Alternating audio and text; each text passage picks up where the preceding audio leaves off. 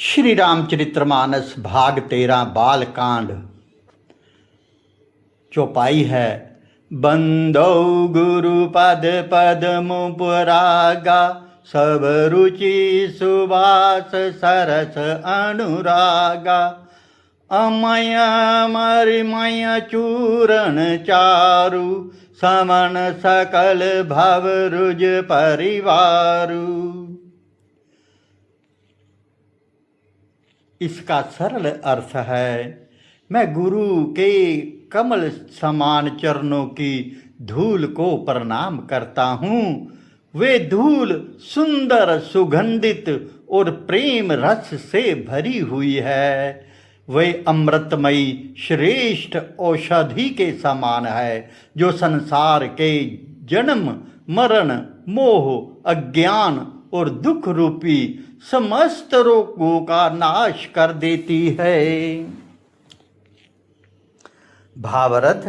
गोस्वामी तुलसीदास जी जहाँ गुरु के चरणों की धूल का गुणगान कर रहे हैं, यहाँ चरणों की धूल का अर्थ केवल भौतिक धूल नहीं है, बल्कि गुरु की विनम्र सेवा, उनके उपदेश, उनके आदर्श और उनके आशीर्वाद से है।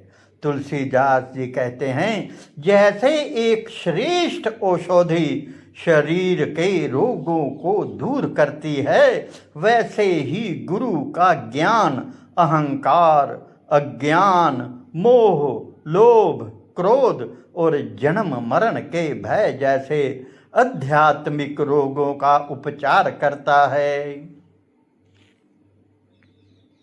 सरुचि, सुभाष और सरस अनुराग का संकेत है कि गुरु का सानिध्य जीवन में 3 महान गुण लाता है। सुरुचि होता है सत्य और सदाचार में रुचि। सुभाष होता है उत्तम चरित्र की सुगंध, जिससे समाज भी लाभान्वित होता है।